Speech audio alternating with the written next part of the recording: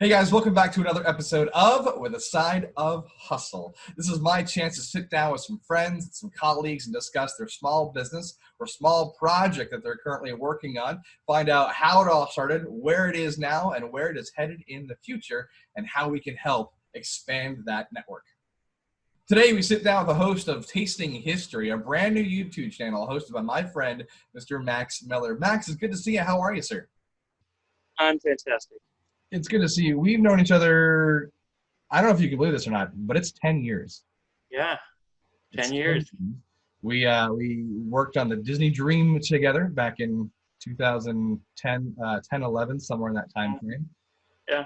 Now, and you, career-wise in general, you've had a crazy kind of trajectory. You I led this actor life for a bit. bounced all over. Yeah. Now are you producing? Is that what you're doing now? Let's go back. Where were you to where you are right now? Yeah, so because when I think about it, it's all very logical of like Sure. how I went from acting to what I do now, but it is kind of weird. So I started, acting and did stuff in New York and then worked for Disney. And then I moved out to LA from New York and was still doing acting for Disney, but I was singing in their TV shows and doing some voiceover and loved it. But I kind of decided I just needed a temp job because I had run out of money. So I needed a temp job, and I had a friend who temped at Disney, who I knew through friends who were acting at Disney. But he temped in the marketing department for the movie studio. And he said, yeah, if you want to sign up for this temp agency, come on over. And so I ended up temping at Disney. And what was supposed to be for, a few days or whatever until my next gig hit in, I was offered a full-time job a week after starting temping, which was not the norm. It was kind of perfect timing. And I kind of hit that point where I realized that as much as I loved performing, I didn't love the lifestyle of not having money and the uncertainty of it, and I didn't love it enough. So I said, yes, let's do this. So I started in the marketing department in media, and then I moved over to music, working on the music for trailers and TV spots. I moved into sales about 7 months ago now. Okay. So now I sell movies to movie theaters. I sell the Disney movies to movie theaters, and which is harder than it sounds because we have a lot of rules around them. It's kind of like people often say, how hard is it to sell, Lion King or Star Wars and Star Wars background, as you can see. And it's not, but it's like selling a Ferrari. Everyone wants a Ferrari, but they're expensive and they're not always practical to your business model. We take I can't get into all the stuff, but it's not so cut and dry. So, so that's what I do now. And I love it, but I'm, not working right now because the theaters aren't open. So obviously. This, again, as I hate saying, unprecedented times that we are in. But, I mean, really, you're inside the Millennium Falcon right now, so it can't be that bad a life. Exactly. With my cat on the left. my little so that's a nice Marvel, I don't know if you can see Marvel Star Wars Goose is walking around the Millennium Falcon. I think that's kind of a cool. Exactly. She does look like Goose. So it's very cool, I think, that you made the transition that you did from the marketing into the sales that you're in now. So I've always thought of you as a very intellectual person. I know back on the Dream, you wrote essays. You did like homework that you didn't need to do during that whole time frame, which lends itself into the project you're working on now, a brand new YouTube channel called Tasting History, where you tell us the history of a specific dish. So that correlation made complete sense to me when it rolled out. I was like, oh, there is no one else I know that would do this type of channel. So take me through that. How did that begin? Where did it start? What was the thought process behind Tasting History? I guess just like with with acting, what I've always loved is telling stories. And that's what history always has been for me. For some people, it's a boring list of dates and everything, but I love the stories behind history. And so I love baking and cooking. So I've often cooked and baked historical dishes from the Middle Ages and the Civil War and ancient Rome. And I bring them into work and everybody eats them. And over Christmas, we had someone who was actually a temp there I was telling, this is a medieval cheesecake called a sambocade, and I had to find, elderflower and do this and kind of going through it. And she was like, that's so interesting. Like, what a fascinating subject. You should do a YouTube video on it. People would love to watch that. And I was like, okay, thanks, but you're crazy. I'm a dork and I know it, and that's fine. But it kind of wheedled its way into my head, and about a month later, I was like, maybe my mom will watch it. Maybe I'll have a few friends watch it, because there's a great YouTube channel called Townsend's, who I think he's based in like Colonial Williamsburg area. I could be wrong about that, but he has like a period kitchen and everything. So I'm just assuming it's fine. It's then, and he makes dishes from colonial America, and talks about not just the history of the dish, but sometimes the history surrounding the time period or whatever. He's kind of free, and he's got over 1 million followers. So I'm like, maybe there is something.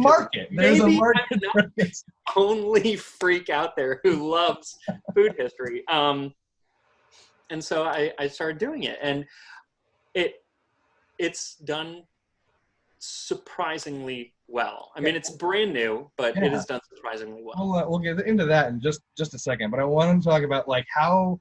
So obviously, doing this, I'm like, okay, I've got a couple interviews in.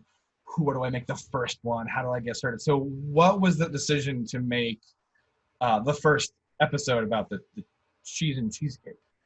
Yeah, so the first episode was supposed to be the cheesecake. Okay.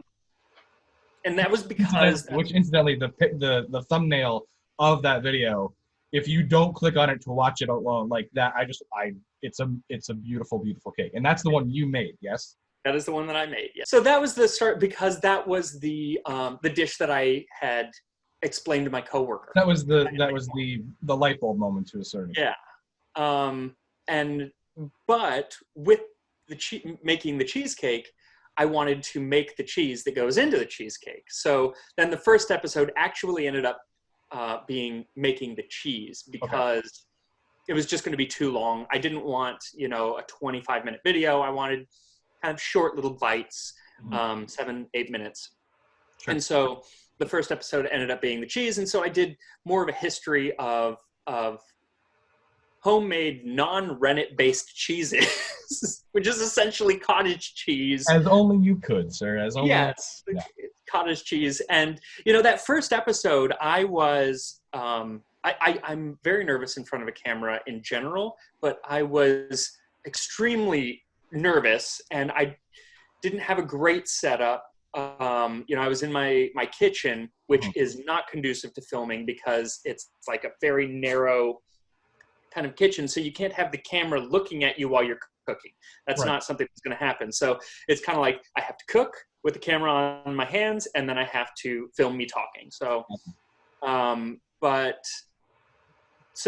that first episode ended up being the cheese, and I just felt so like nervous doing it and not myself, but I made a joke during it, and the response from everyone like clicked on that joke. They said, we want more of that. We want more of your, stupid / wonderful sense of humor. And so that's not and that's the thing. That's the thing. Really, obviously, I know you, so I know your personality, and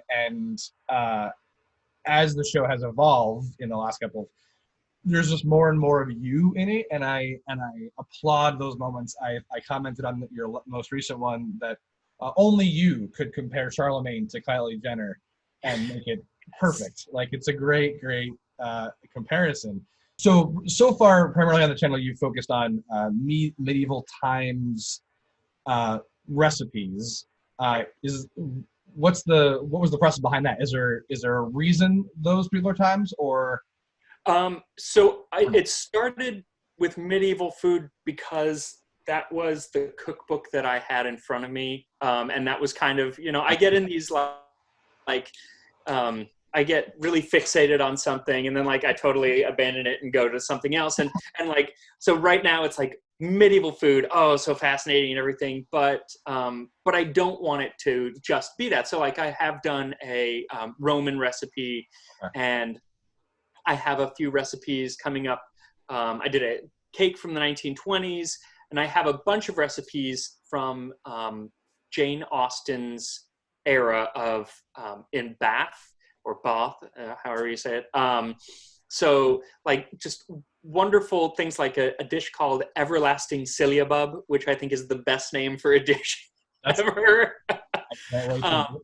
And I love, the Regency period in Jane Austen. So I'm going to be doing that coming up. And I kind of want to cover the gamut. Eventually, I would actually like to do things like food from feudal Japan or,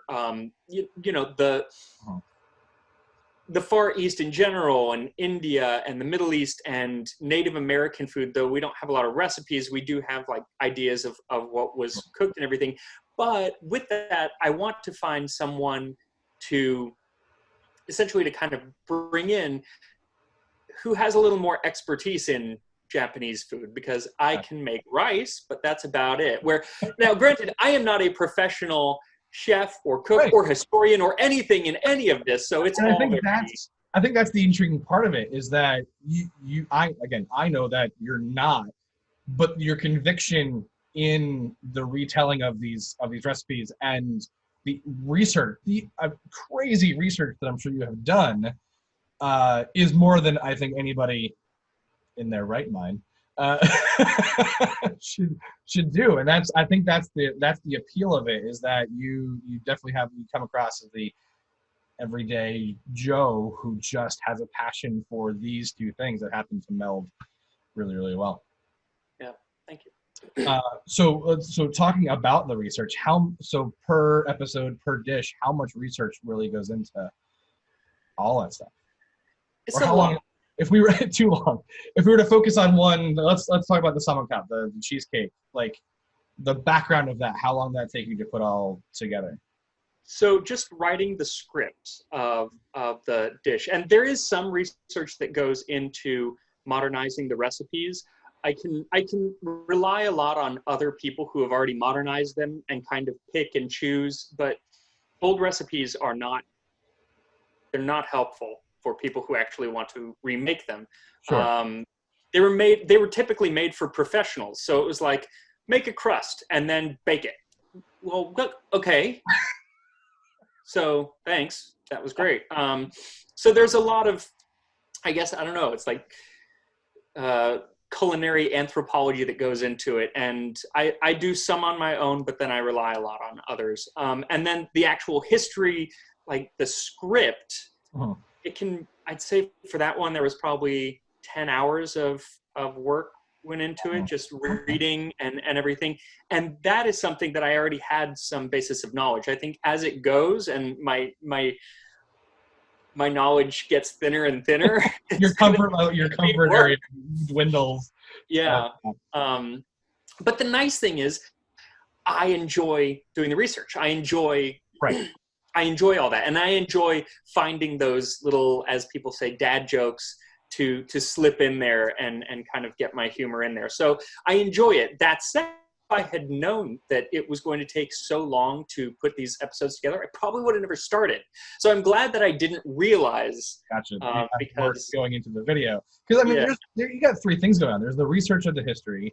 There's forming it into a script. There's the cooking of the dish itself, and then there's the production of the video. You got like 4 jobs happening in one. Yeah. Just you. I know your fiance Jose. He's living with you right now, obviously. Mm-hmm. Does he take part? Does he help out at all, or is it just you? he gets out of the room. That's his big contribution. That's his Goes job. upstairs. No, sometimes he'll give me notes on timing. He's very good at Jokes and stuff. yeah, and just being like, this is going on too long, or this doesn't work, and anything that has to do with color, he's very good at, because I'm colorblind. If you do watch the videos, sometimes you'll be like, you look a little yellow. What, you got some jaundice or something? No, I look normal to me. Unfortunately, my color palette is a little off. So, but no, honestly, the hardest part of the entire process is the editing. Editing, yeah. It takes the longest, and I'm not a trained editor or anything like that, so it is difficult. And finding, I use a lot of art and pictures and everything in it, but it all needs to be public domain or Creative Commons, so scouring the internet for those materials that I can use without paying a licensing fee it's time consuming. Yeah, I think you literally picked like the hardest the hardest subject to really to take on, as far as all the elements there. You're doing a great job, and that's the thing, is that regardless of how of the amount of work that goes, the passion shows within the videos, and it's incredibly entertaining, which I've told you on numerous occasions. So far, of the ones released so far, which was your favorite to beginning to end? I think my favorite, and it's actually been by far the most popular, is the trencher video. Sure. That was actually the first one that I ever recorded, and I ended up re-recording it after I had tweaked my format and got a new camera and everything like that. So I had recorded 5 episodes before I released my first one, so I would have a kind of a bank. But then I got so much feedback, great creative feedback on those first couple episodes, that I just ended up re-recording, because I got a new camera and a different lighting setup and a different, so there was that. But no, that episode was great. And that was the episode that I had 350 followers, and I'm pretty sure that 80 of them were my mom on different accounts. But then I released that one, and I always post on Reddit and some other places, and I posted it, and I looked down at my phone a couple hours later, and I had 1,000 more followers, and it ended up pulling in 3,000 followers in 24 hours. Yeah. So it was pretty cool. Yeah, I was about to say, I remember that was because I was friends, so I'm watching your stuff, and I'm watching, and there was just something about that episode that was so intriguing, that I remember watching it myself, going, "Oh wow!" Overnight it hit 1,000, and then followers is up to, I think you're at almost 5,000 now. But 4,300, something like that. But that video in particular has 26,000+ views on it. And for anybody who's out there who doesn't know what a trencher is, Max, what's a trencher? A trencher is a stale slice of bread that was used as a plate throughout most of history, not just the medieval times, but throughout most of history, that you would eat on, and it would soak up the juices. And would you then eat, and you probably cover this in the video, do you then eat that or no? You typically, if you're wealthy, you do not eat the trencher. The poor people, of course, would, but we don't know much about them. So the wealthy people know. You would give it to the dogs or to the peasants. All right. Well, I'll try my best to link that at some point in time up here, because again, that was the episode that turned over. What do you have? Has anyone else reached out to you as far as wanting to know what the secret sauce is of becoming, I don't want to say YouTube famous, but getting that following that you maybe didn't expect? Yeah, no, yeah, you are the first. It's only been 2 months, so it's only been 2 months. So you are the first. I have had some. What's been most flattering for me is having people from Australia and Italy and Germany and England reaching out, saying how much they love watching my videos, and they binge watched all of my videos in one sitting, which I mean, it's so flattering. It's kind of amazing. And I had one website reach out that they wanted to do a companion article to my videos and post it on their, they sell history-based tchotchkes and stuff. highspeedhistory.com. So that was really cool because they put together like a whole article that kind of lifts what I've already created up to include even more information than I can fit in the video. Gotcha. Very cool. Is there anyone in particular that was the most difficult to do so far? The most, as far as research or making it or putting it all together? Difficult. I would actually say that it is the episode that I'm working on right now, okay. which is for Anglo-Saxon honey cakes or ash cakes or oat cakes. And that's because we don't have any, there is no recipe at all. So it's kind of taking a mishmash of recipes from the last 1,000 years and kind of trying to re-engineer these cakes. Mm-hmm. But depending on where you are in England, they can be vastly different. They can be like little hockey pucks to crepes. So that one has taken a lot more work on the back end for me. Gotcha. Is there anyone so far that you've come so close to being like, forget it, it's not worth it? It's not gonna happen. You know what? It's funny. So no, so far everything has worked out pretty well. But there's one dish that people have requested me to do a lot and that I really want to do. But I don't know if you've ever seen Pee-wee's Big Adventure, but there's the scene where he's taking out all of the animals from the burning pet shop. Yeah. And like the last thing, he keeps seeing the snakes and he just like keeps passing by because it is the last thing he wants to do is save these snakes. And for me, that is garum, which is a ancient Roman fish sauce. And it was used in like 90% of their dishes. You can't really make most of their dishes without having this ingredient. And it is a fish sauce where essentially the recipe is get a big jug and put a layer of herbs down, then a layer of anchovies or mackerel down, dead, but scales and bones and everything, then a layer of salt, and then you just keep layering that and you leave it out in the sun for a month until everything turns into a new sauce. That sounds disgusting. That sounds horrible. It's supposed to smell terrible, but taste wonderful. I guess the closest thing we have now is Thai fish sauce, which is made in a similar way. So that is, I really need to do that. It's such an important ingredient in Roman cuisine, but every day I wake up and I'm like, am I going to do garum today? No, I'm not going to do garum today. Yeah, you could tag the end of each video with like checking on it. You're like, nope, not yet. And then not going to happen. One day I will do it. You talk about obviously other cultures and other time frames. Are we looking at like seasons of things, or are we just running one every week until the end of time? I don't know. I really don't know. Like there are several kind of big idea things that I have. Like I would like to recreate at least a portion of, there was a famous feast that Richard II had, and it's famous not because necessarily what happened there, but that we have a list of every single ingredient, every single dish. We know everything that happened at this feast on a specific day and a specific time. Okay. So it gives us a lot of like, oh, we can recreate a lot of this. So I wouldn't mind doing like 10 episodes where we're doing a bunch of different dishes, and then at the end we have an episode where like a dinner party. Yeah.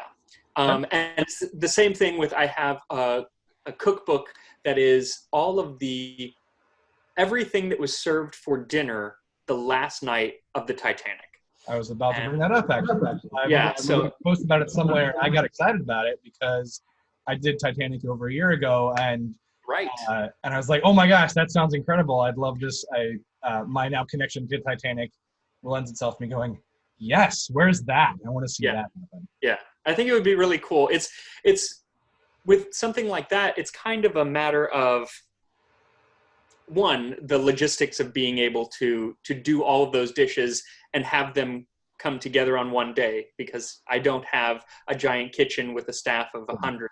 Right. It's just me and the cat. So it's kind of figuring out how is this going to be. You know, we'll do first class, second class, third class, obviously on different days, and kind of, and you know, I mean, first class, that's 10 courses. So we're not going to do all of them, but I want to do a decent amount. And then it's also figuring out, well, what's the history that I'm going to cover? Because I've got all these recipes and Right. everything, but each one needs to have some history. So of course there's the history of, we can cover some of the Titanic's history, and there is some stuff known about cooking on the Titanic and what the kitchens were like and everything like that. But how much can I exactly how much of that actually is available? Yeah. So while it is something that I will do, it's not going to be for a while. Like that's kind of a big undertaking that will need a lot of work and a lot of people. I need people to be able to come over to my house again to eat this stuff, because I'm not going to eat 10 courses all by myself. Although I'd be super impressed if you did. I think that'd be pretty. That's entertaining to watch within itself, is it? Yeah. That scene from Matilda where he's eating the cake. He gets to eat the whole cake. That's what it's going to be. Yeah. I keep thinking of Monty Python, where it's a part of thing. It's great. That's so. How many you have? How many out now? How many are available to watch presently? What can we binge on Tasting History? 14. Is it really 14? Is it that many? 14, yeah. Because I've been doing one each week, but then when quarantine starts, so with YouTube, there are some like big milestones, and the first big milestone is getting monetized. Basically, being able to put ads onto your videos and making some money. Right. Little, all but the pennies. All the pennies. Yes. And to do that from like 6 years ago. Yeah. To do that, you have to have 1,000 subscribers and 4,000 hours, not minutes, 4,000 hours of watch time from people in the last year. Okay, so I have not 4,000 produced, 4,000 watched. So that's 4,000 people watching an hour worth of material. Yes. Yeah. Approximately. Yeah. So the way, like, in the after the first 5 or 6 episodes, I kind of did some math based on my trajectory, and I was like, I think I'm going to be able to hit this by November, which is actually fairly fast, because usually channels don't monetize for the first year. So I thought I was doing all right. And then the Trencher video hit, and it blew up. And in 48 hours, I got 2,000 watch hours. And I was like, maybe if I start ramping up, and I'm furloughed from work, so I got nothing else to do. So I started putting out 2 every week. There you go. Just so I could hit that. And I hit it, 4 days ago. Oh, that's great.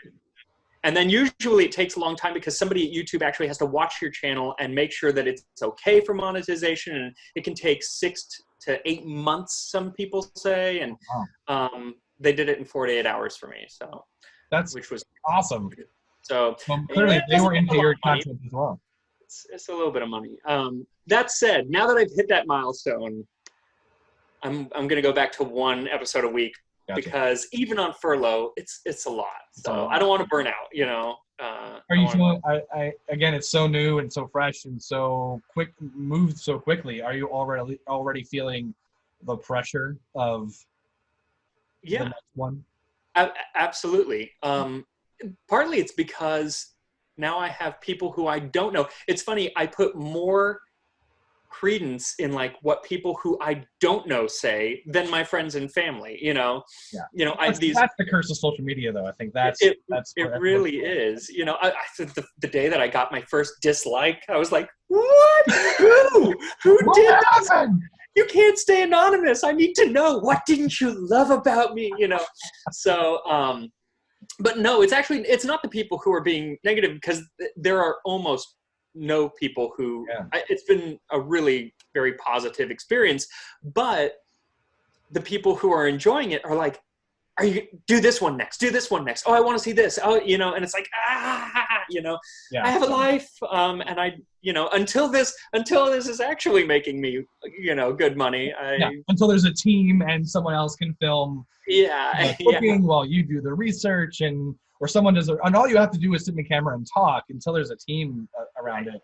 And I think that's just YouTube. That's just the world being the world, going, well, we want it now. How dare But you? you know what? What a wonderful problem to have. I thought I would have to have like 40 or 50 videos up before like it would start gaining steam Right. outside of my friends and family. So it's a great problem. Yeah, it's a To great have problem, it happening problem to already. have. Outside of the YouTube channel, is there a place we can find it? Do you have a website up yet, or No. where can we see all the things, sir?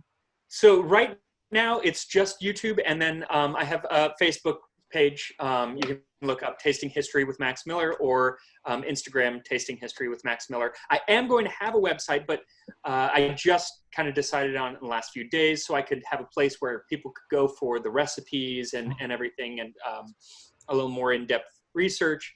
Gotcha. But finding a name is just like, I'm paralyzed because tastinghistory.com is taken. So is it tasting-history.com or tastinghistory.co, which I didn't even know was a thing. And so I don't know. So until that's figured out, Gotcha. no website. All the things, and of course, and then you're adding yourself one more job there with the website, making sure that's complete. I'm nuts. I don't know what I'm doing. What is one that is coming in the near future that you're excited about showing us? I am excited for Hippocras, which is a medieval spiced wine, and it uses just tons of different spices that you've never heard of. And I wanted to do it actually a while ago, but it's taken so long to get some of these ingredients sent to my house, like grains of paradise and all these things. And you have to get, well, what you're supposed to use is where it gets its name. It's this kind of funnel, this cloth funnel that was used in science in the Middle Ages, but I don't have one of those. So instead, I'm using basically the next best thing, which is a conical cold brew maker. It's cloth. It should work. So I'm excited for that. Do what you can with what you have, right? Exactly. There's been a lot of that. It's like, and this should have apples in it, but there were no apples at the store, so we're using apricots. You know. Well, I'm excited. As I said before, I've thoroughly enjoyed every video so far, and I look to the future of what's coming up next. You again, you seem really happy doing it, and there's a couple of little things about each video that I love. One is what is over your right shoulder. I won't make a big thing about that, but I'll let people discover that on its own. And your delivery of dad jokes is something within itself. I thank you. I thank you. Anything else you want to share with us before we hop off here, sir? I don't think so. I just thank you for having me. This is awesome. Good. So cool to actually be able to talk to someone about it besides my cat and my fiance who doesn't want to hear about it. Okay, well, hopefully we'll put this out there, and we'll see. Hopefully that subscriber will grow, and you'll get even more requests for things you can't do for quite some time. Awesome. I look forward to disappointing people. Max, thank you so much for joining me today. All the YouTube things, like, subscribe, comment, questions, all of, hit the notification bell. Descriptions and websites will be in the links up and below, depending on if you're watching on Facebook or YouTube. Thank you so much for watching. We will see you next time, and keep watching videos.